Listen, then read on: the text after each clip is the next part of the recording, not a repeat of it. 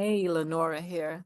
I wanted to talk to you about something that I've been very present to over these last couple of days because I'm here in Dallas at the American Choral Directors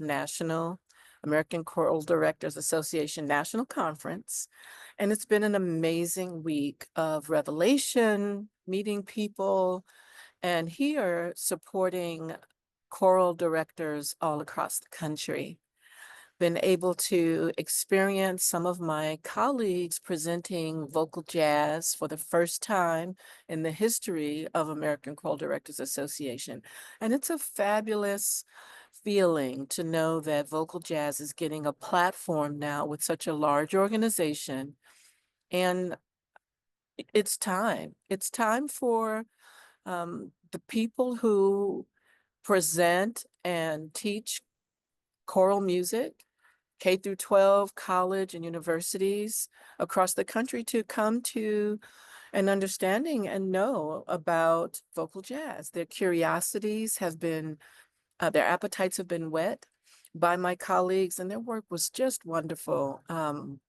Jennifer Barnes and Christine Gutter, and today was Darden Purcell. It's just nice. And John Stafford has just done an amazing job. So kudos to y'all. And thank you for being at the vanguard of this work with American Choral Directors Association. I wanted to talk to you about something very important. What does it take to wait for your dreams to realize? What does it take? How long should you wait for your dream to materialize? What is the time and space? What is the time span that you would give for your dreams to come into fruition? Should you quit if it doesn't happen within the time that you think it should happen? How long should you wait for your dream to be something that you could feel and think about and see it manifest? I'll tell you a couple of things that I've experienced this week. 3 dreams have come into fruition for me over these last, I say 12 months. And I've been in the business for a very long time, for 20 years as a vocal jazz director of vocal jazz ensembles at my last university, for 40 years plus as a performing artist, recording, composing, touring, etc. Okay, so let me just take you through a little bit of a personal story. Dream number 1. I finished my vocal jazz slash film scoring degree at Berklee College of Music. That was my undergrad. And at the time when I graduated, I looked around to find, I'm a big person about mentors and mentorship. And I looked around to see if there was a Black woman film composer who I could copy or be inspired by or be mentored by. And I couldn't find anyone. There were a few people who were composing and performing and leading orchestras on work, and that was Patrice Rushen, is for one. But I couldn't find a film scorer. And the importance of that is that you can't be what you can't see if in your mind you kind of don't understand how to get there. You kind of don't know what you don't know. And so it's very common to look for representation of yourself in a field that you're interested in. So I didn't find a film score, so I just started singing. I got a band together in Boston where I was living. I stayed 4 years or so after I graduated from college. I got a band. I did 4 weddings a weekend. I did the club, dinner clubs, etc. So I just kept going. I didn't stop, but I kept going. But that dream in my heart of scoring for film never left. So in the meantime, I just built my skills so I could learn better of how to compose, how to arrange, how to sing. And so that's what I focused on. In about a week, my first international representation of my film scoring work will be available on all the streaming platforms, on Apple, et cetera. Wherever you stream films, you can see the upcoming film, The Problem of the Hero, with my music in it. So this is an over 40-year dream. So imagine if I had stopped thinking about this could ever happen. I just kept it tucked away and I kept churning away. And the opportunity presented itself about 2 years ago. And I almost said no to the opportunity because when I gave the contract to my lawyer, they said, oh, I don't know, this isn't like the best kind of situation. And I said, well, I'm going to try it anyway. It wasn't my first film score, but it was a documentary. It's an incredible work about the play that was created from the author Richard Wright's novel, Native Son, and the relationship that came together with writer Paul Green, a white writer in North Carolina, and Richard Wright coming together to try to bring the Broadway play into being. It's a really interesting documentary and story. I hope you go and see it.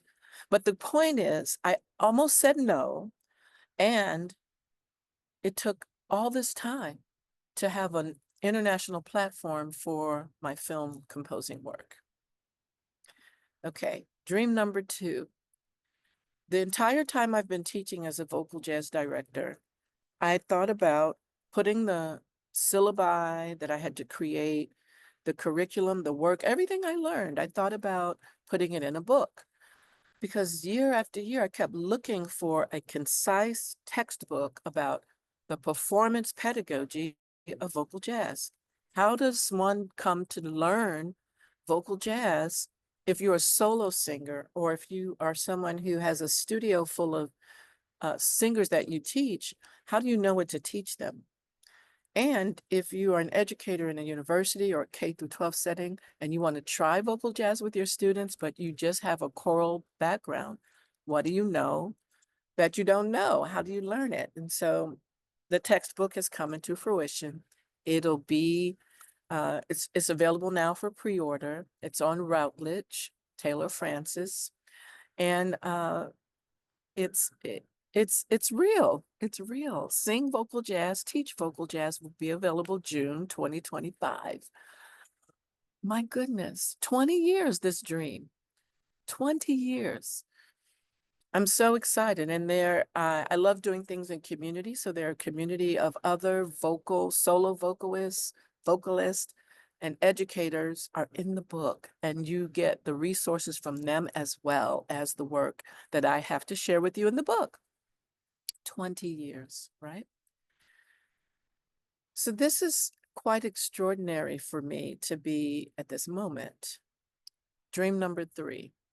I've always wanted to present vocal jazz on large productions, large stages. So last year, June 2024, I made my debut conducting at Carnegie Hall. This was a phenomenal and extraordinary opportunity to take work of a composer that I love and adore, a classical composer, Helm, and do a jazz vocal arrangement of one of his preeminent works, The Valley Wind. So I did. I also got my alums to come with me and perform, featured Maurice Myers, who's a wonderful composer, arranger, and vocalist. Courtney Rochelle, and Adia Ledbetter. They were the soloists in the work we did. We did John Coltrane's Dear Lord, and we did Hale Smith's The Valley Wind. This opportunity created more open avenues for my students, my alums. Manuel Martinez is going to actually present at Carnegie Hall his own concert next year in 2026. And I was invited to return to Carnegie Hall. And this time I'll be able to realize my dream of 100+ jazz voices doing big band jazz and The Valley Wind again, and John Coltrane's piece, and a piece that I will have as a commission and some other work. But because people think that you can't put that many jazz voices together in that kind of a venue, but we proved that you can. This isn't about bragging, what I'm sharing with you about how these dreams came into fruition. This conversation is about allowing your dreams to manifest, and they always manifest when you're ready. Not when you think you're ready, but when the work has been done and the scaffolding in your career has come to a place where all the pieces come together. My faith, I believe that we have an awesome, awesome God who doesn't give you more than you are ready for. And I always use this example. Imagine if you went to the store to buy your little niece or cousin or your daughter or son an ice cream cone. And with the benevolence of your heart and the little face, and they love ice cream, you buy them an ice cream cone with 3 scoops. And they are looking at this ice cream cone just like, oh, I can't not wait to jump into this ice cream. So their little hands really can't handle it, and they spill the ice cream on the cement, on the pavement.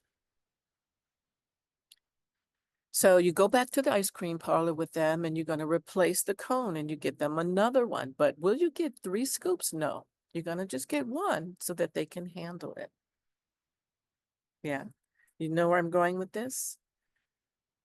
You're not going to buy them 3 scoops because that wouldn't be smart. So when you demonstrate in your life that you're ready for that next level, that next step. You've done the work. You've proven that you're disciplined. You've proven that you're diligent. You've proven you've learned all the things you need to learn, and it's time that opportunity appears. So you always just keep preparing yourself. You keep learning. You keep growing. You keep stretching yourself. You keep showing up. You keep reaching out to people. And karma, karma has everyone's address. Be careful. If I find myself having a tinge of envy, right, about something I see someone else have, because I'm human, I let that be an indicator for me that that's something I want. And then I reverse engineered. I was like, how do I prepare myself for wanting that, for being ready for that when it shows up? Your desires of your heart have energy. The desires of your heart are there for a reason. When you have the gift of an intention to develop something, or you have a desire in your heart, you also have the seed of mastery that is there present. And your job is to get out of the way so that that desire can manifest and populate your life. Your faith and trust in that process is a learned behavior. That faith and trust you need to manifest your dreams, it is a process. It doesn't happen because you want it. It happens because you prepare. And eventually, all of the energy of that wanting and desiring and preparation, that purpose, that intention, and moving through the steps, getting a routine every day, showing up to do the work even if you're tired, trusting the process, getting mentors, getting coaches, getting in community. All of these things come together. And it took 40 years or 20 years or 3 years for it to show up. It shows up when you've done all those pieces. It doesn't matter how long it takes. If for you, the purpose and intention of your work and those outcomes matter. What are my intentions? For every young person that I come in contact with, who I taught, I feel like it's my responsibility to make sure they know everything that there is for them to know on their path. I feel like they were put on my path, that God put them in front of me for a reason. But you never know who's watching you. There's always someone watching you who can bless you. But also there are people watching you who are using you as their inspiration. Like I looked up and wanted to find someone when I graduated college who I could follow their path and didn't find anyone. Maybe now you will be. So this morning I'm walking to see one of the events at one of the conference halls for this particular ACDA event. And a young man stopped me, Dr. Hammonds, Dr. Hammonds. And I stopped and he said, "You don't know me, but I know your work. I've always wanted to meet you. I'm so inspired by you." Look at that. And he talked to me about his doctoral project he's working on. He's a doctoral student who knew of me in the constellation of educators out there, Black educators doing something that he wanted to do. And I talked to him about his project and gave him my number so that he could reach me when he might have a question. I had another young person working on a grant application, a young composer, and I met them at an event last August. And they said they were having trouble getting grant funding for a project they had on their heart. I said, "Well, come and talk to me and I'll talk to you about that, because grant funding is an important way and place that we earn our income as creatives." And so she reached out to me as she was working on her grant, and I looked at it and gave her some pointers. She took the coaching and she adjusted the things in her grant, because I've been a panelist on a lot of grant applications. And what I saw in those situations is that many times someone doesn't get a grant because they just don't know the items that they need to put. Sometimes the questions aren't very detailed, or sometimes the questions on those grant applications assume you know. But if you don't know what you don't know, you don't get the actual funding and you wonder what happened.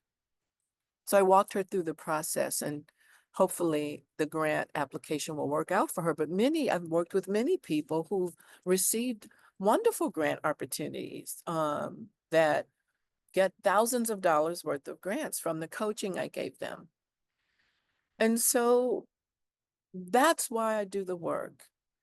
If my intention is in focus, and if I keep meeting people who tap me and say, "Hey, can you help me do this? Can you show me how to do that?" And then I help them and it works, then I know that I get up the next day and my purpose has been served. Yeah. And so I don't measure it by how long it takes my dream to come into fruition, or how many accolades or awards I can rack up. I I keep going because I know there's someone who will cross my path and they were put there for that intention, for that work.